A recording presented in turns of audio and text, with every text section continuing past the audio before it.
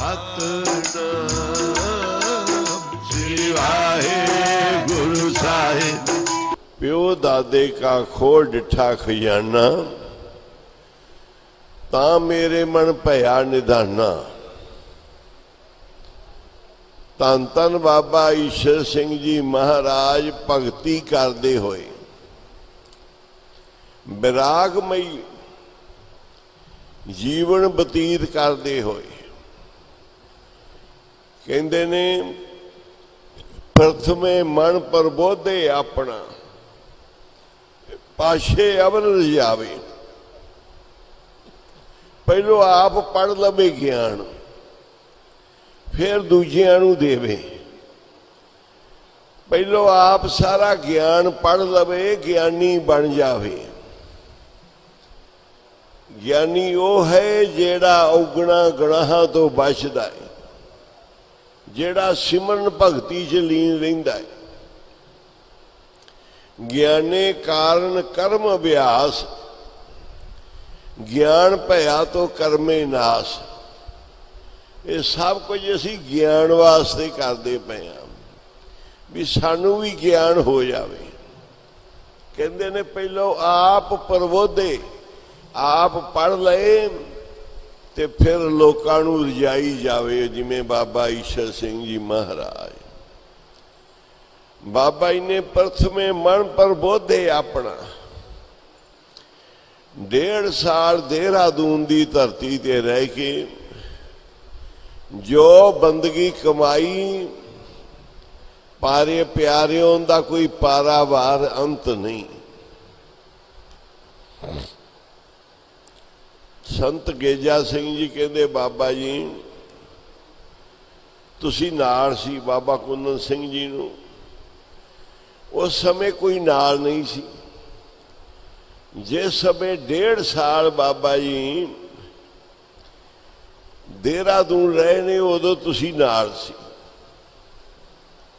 गिनती दे ही बेगम नाल सी। ते मैनू वो सारी कथा सुनाओ, मैं इहदा इतिहास लिखना है। कोठे दे उत्ते जिथे बाबा जी रहिंदे, असी छोटे छोटे। बाबा जी तो टाइम मंग लिया संत गेजा सिंह जी ने भी, मैनू एक टाइम दे दिओ। बाबा जी ने एक टाइम देता, उस टाइम संत गेजा सिंह जी ने आ जाना। बाबा जी ने फिर देहरादून का इतिहास सुनाना।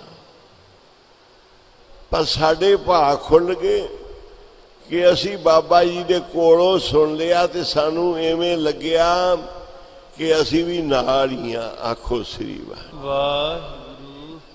जिमें जिमें बाबा जी कौतक करते हैं, कहते हुक्म किया आपां किसी संगी कोलों मंगना नहीं, किसी अगे हाथ नहीं अड्डना, किसी दे बोझ नहीं बनना। भगती करनी जंगल च। बाबा नंद सिंह जी कहन लगे ईश्वर जे कोई समा आया ना, लकड़ा वेच के गुजारा कर लियो, पर किसी अगे हाथ ना अड्डियो। जे हाथ गुरु नानक अगे अड्डिया है तो किसी अगे हाथ नहीं करना। बाबा जी ने पल्ले ही बन लिया। सारी जिंदगी विच बाबा ईश्वर सिंह जी ने किसी अगे हाथ नहीं यही किया, किसी अगे इस तरह का करता है। वंड तो दिता है, पर इंज नहीं बाबा जी ने किसी तो कोई चीज फड़ी। एक बारी बहुत बड़ा जोतषी ते बड़ा ही ज्ञानी सी, बड़ा ही विद्वान सी, बड़े ज्योतिष विद्या पढ़िया सी। एक एक लकीर ते बड़ा बड़ा कोई दस दिंदा सी। जेड़े राष्ट्रपति प्रधानमंत्री आपदा टेवा टूवा उहदे तो बनाउंदे सी, उहदे तो पुछदे सी। ते बहुत ही विद्या पढ़िया होया सी। कोई गुरमुख प्यारा बाबा जी को ले आया। बाबा जी धन धन बाबा ईश्वर सिंह जी महाराज नूं दसिया भी बड़ा ही है पढ़िया होया विद्या, बड़ा ज्योतिष दा मार है। रेखा वेख के हाथ दियां एक एक गल एक एक दिन एक एक समा दस दिंदा है किन्ना को कोई शक्तिशाली है, की चीज है। बाबा जी कहते भी साडे बारे भी दस। कहता बाबा जी फिर आपदा हाथ दिखाओ। बाबा जी नूं बाबा नंद सिंह दा बचन चेते आ गया कि किसे अगे हाथ नहीं करना। बाबा जी कहते भी जोशी सानू साडे गुरुआं दा हुक्म है किसे अगे हाथ नहीं करना, ते हाथ तां असीं इवें करना नहीं तेरे अगे। कहंदा जी फिर मैं कोई दस नहीं सकदा, मैं हाथ दिया रेखा वेखांगा ते दसांगा कि किन्ना को तुहाडा प्रताप है, किन्ने को वड्डे महापुरख, किन्नियां को वड्डियां शक्तियां तुहाडियां खड़ियां ने, किन्ने किन्ने वड्डे काम करने आ। बाबा जी कहते हाथ असी करना नहीं। कहंदा जी फिर मैं वेखे बगैर दस नहीं सकदा। बाबा जी कहते इंज तां नहीं असी कर सकते, पर जोशी असी इंज कर देंगे। आखो श्री वाहिगुरू जी। इंज नहीं कर सकते, असी इस तरह कर देंगे हाथ। ते आप बाबा जी का देखते हो एक स्वरूप है जिंदे च बाबा ईश्वर सिंह जी ने हाथ इस तरह किया होया।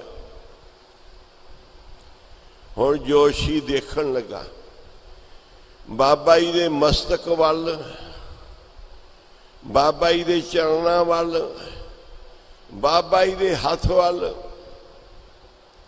वेख वेख के बावरा होया।